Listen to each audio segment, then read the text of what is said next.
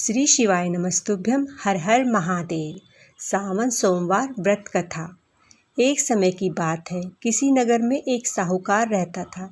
उसके घर में धन धान्य की कोई कमी नहीं थी, परंतु उसको एक बड़ा दुख था कि उसकी कोई संतान नहीं थी। पुत्र प्राप्ति के लिए वह प्रत्येक सोमवार व्रत रखता था और पूरी श्रद्धा के साथ शिव मंदिर जाकर भगवान शंकर, माता पार्वती का पूजन किया करता था। उसकी भक्ति देखकर एक दिन माँ पार्वती प्रसन्न हो गईं और भगवान शंकर से साहूकार की मनोकामना पूर्ण करने का आग्रह किया। पार्वती जी की इच्छा सुनकर भगवान शिव ने कहा, हे पार्वती, इस संसार में हर प्राणी को उसके कर्मों का फल मिलता है और जिसके भाग्य में जो हो उसे भोगना ही पड़ता है। लेकिन पार्वती जी ने साहूकार की भक्ति का मान रखने के लिए उसकी मनोकामना पूर्ण करने की इच्छा जताई। माता पार्वती के आग्रह पर शिवजी ने साहूकार को पुत्र प्राप्ति का वरदान तो दिया, लेकिन साथ ही यह भी कहा उसके बालक की आयु केवल 12 वर्ष होगी। माता पार्वती और भगवान शंकर के बीच की बात साहूकार सुन रहा था। उसे यह जानकर ना तो खुशी हुई ना ही दुख हुआ। वह अब भी पहले की जैसे भगवान शंकर का पूजन करता रहा। कुछ समय बाद साहूकार के घर एक पुत्र ने जन्म लिया। जब वह बालक 11 वर्ष का हुआ तो साहूकार ने उस बालक को उसके मामा के साथ काशी पढ़ने के लिए भेज दिया और साथ में बहुत सारा धन भी दिया और कहा, रास्ते में जाते हुए जहाँ भी रुको वहाँ यज्ञ और ब्राह्मणों को भोजन कराते हुए जाना। दोनों मामा भांजे इसी तरह रास्ते में यज्ञ कराते, ब्राह्मणों को दान दक्षिणा देते जा रहे थे कि रास्ते में एक नगर पड़ा। वहाँ की राजा की कन्या का विवाह था, लेकिन जिस राजकुमार से उसका विवाह होने वाला था वह एक आंख से काना था। राजकुमार के पिता ने अपने पुत्र के काना होने की बात को छुपाने के लिए एक चाल सोची। साहूकार के पुत्र को देखकर उसके मन में एक विचार आया। उसने सोचा, क्यों न इस लड़के को दूल्हा बनाकर राजकुमारी से विवाह करा दूं।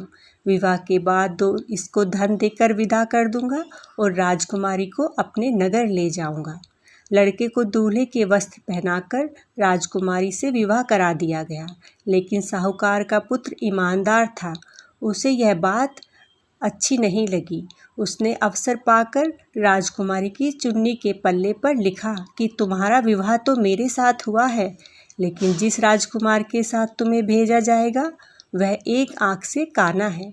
मैं तो काशी पढ़ने जा रहा हूँ।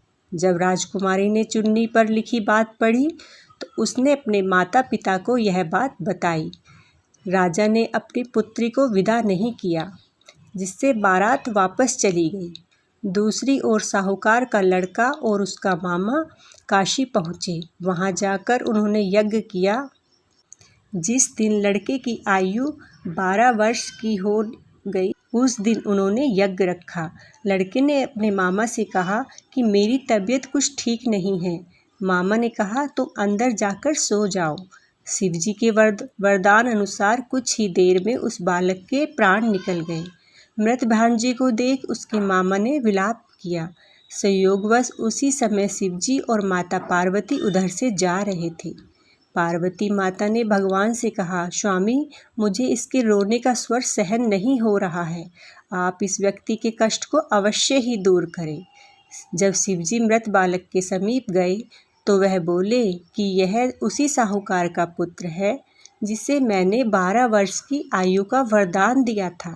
अब इसकी आयु पूरी हो चुकी है। लेकिन मातृ भाव से विभोर माता पार्वती ने कहा, हे महादेव, आप इस बालक को और आयु देने की कृपा करें, अन्यथा इसके वियोग में इसके माता पिता भी तड़प तड़प कर मर जाएंगे। माता पार्वती के आग्रह पर भगवान ने उस लड़के को जीवित होने का वरदान दिया। शिव की कृपा से वह लड़का जीवित हो गया। शिक्षा समाप्त करके लड़का मामा के साथ अपने नगर की ओर चल दिया। दोनों चलते हुए उसी नगर में पहुँचे जहाँ उसका विवाह हुआ था। उस नगर में भी उन्होंने यज्ञ किया। उस लड़के के ससुर ने उसे पहचान लिया और महल में ले जाकर उसकी खातिरदारी की और अपनी पुत्री को विदा किया। इधर साहूकार और उसकी पत्नी भूखे प्यासे रहकर अपने बेटे की प्रतीक्षा कर रहे थे। उन्होंने प्रण रखा था यदि उन्हें अपने बेटे की मृत्यु का समाचार मिला तो वह भी प्राण त्याग देंगे, परंतु अपने बेटे के जीवित होने का समाचार पाकर वह बेहद प्रसन्न हुए। उसी रात भगवान शिव ने व्यापारी के स्वप्न में आकर कहा, हे श्रेष्ठी, मैंने तेरे सोमवार के व्रत के और व्रत कथा सुनने के प्रसन्न होने से तेरे पुत्र को लंबी आयु प्रदान की है। इसी प्रकार जो कोई सावन सोमवार व्रत करता है, कथा सुनता है, पढ़ता है, कथा सुनते हुए हुंकार भरता है, उसी की सभी दुख दूर होते हैं और समस्त मनोकामनाएं पूर्ण होती हैं। बोलिए शंकर भगवान की जय, माता पार्वती की जय। हर हर हर महादेव।